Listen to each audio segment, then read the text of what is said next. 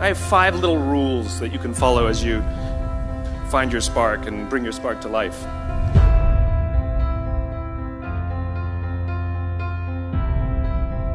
The first is to go after the things that you want. Let me tell you a story. So a friend of mine and I, we went for a run in Central Park. The Roadrunners organization, on the weekends, they host races. And it's very common at the end of the race, they'll have a sponsor who will give away something, apples or bagels or something. And on this particular day, when we got to the end of the run, there were some free bagels. And they had picnic tables set up, and on one side was a group of volunteers. On the table were boxes of bagels, and on the other side was a long line of runners waiting to get their free bagel. So I said to my friend, let's get a bagel. And he looked at me and said, the line's too long. And I said, free bagel.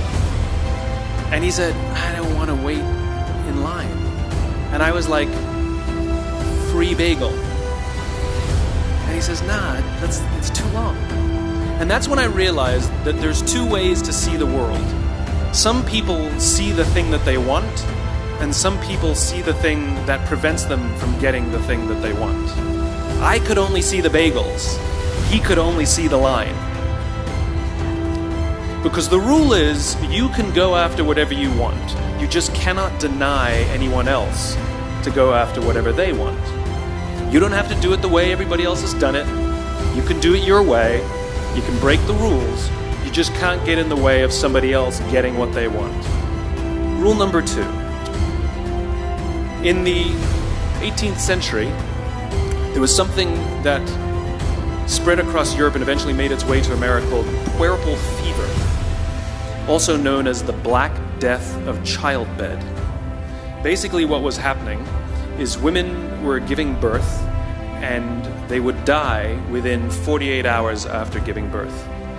This Black Death of childbirth was the ravage of Europe, and it got worse and worse and worse over the course of over a century.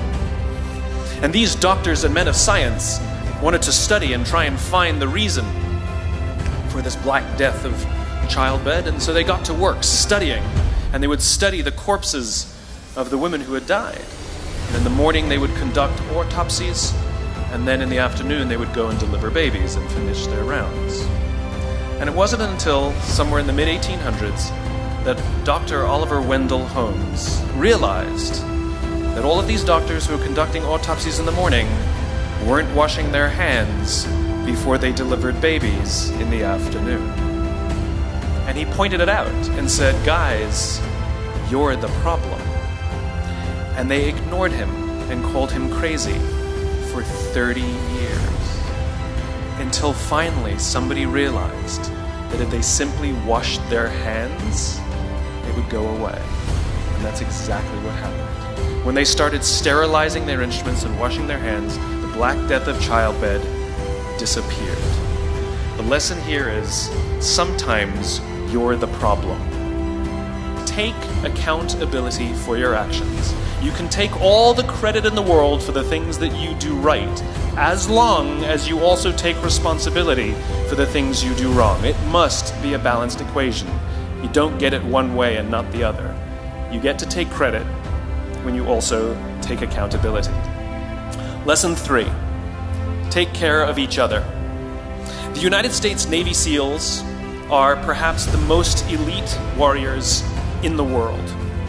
And one of the SEALs was asked, who makes it through the selection process? Who is able to become a SEAL? And his answer was, I can't tell you the kind of person that becomes a SEAL. I can't tell you the kind of person that makes it through BUD/S.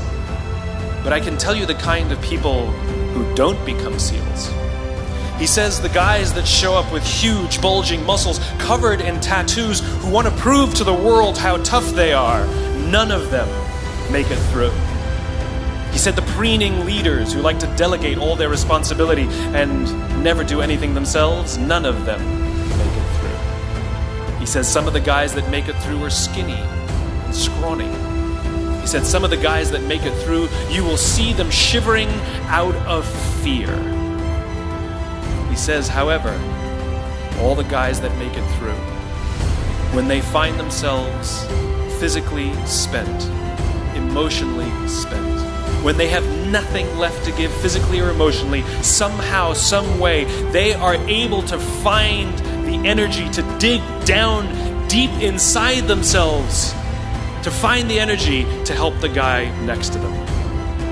They become SEALs, he said. You want to be an elite warrior. It's not about how tough you are. It's not about how smart you are. It's not about how fast you are. If you want to be an elite warrior, you better get really, really good at helping the person to the left of you and helping the person to the right of you. Because that's how people advance in the world. The world is too dangerous and the world is too difficult for you to think that you can do these things alone. If you find your spark, I commend you. Now, who are you going to ask for help, and when are you going to accept help when it's offered? Learn that skill. Learn by practicing helping each other. It'll be the single most valuable thing you ever learn in your entire life. To accept help when it's offered and to ask for it when you know that you can't do it. The amazing thing is, when you learn to ask for help, you'll discover that there are people all around you who've always wanted to help you. They just didn't think you needed it because you kept pretending that you had everything under control. And the minute you say, I don't know what I'm doing, I'm stuck, I'm scared, I don't think I can do this, you will find that lots of people who love you will rush in and take care of you. But that'll only happen if you learn to take care of them first. Lesson 4.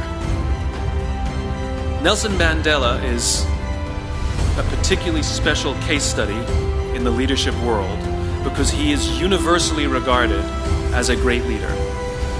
He was actually the son of a tribal chief, and he was asked one day, how did you learn to be a great leader? And he responded that he would go with his father to tribal meetings, and he remembers two things when his father would meet with other elders. One, they would always sit in a circle. And two, his father was always the last to speak. You will be told your whole life that you need to learn to listen. I would say that you need to learn to be the last to speak. I see it in boardrooms every day of the week.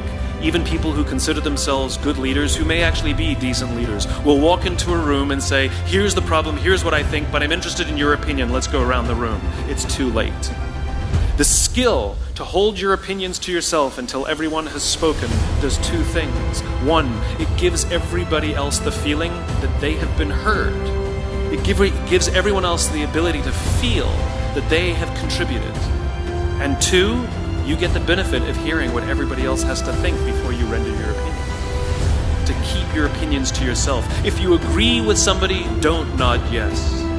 If you disagree with somebody, don't nod no. Simply sit there, take it all in, and the only thing you're allowed to do is ask questions so that you can understand what they mean and why they have the opinion that they have.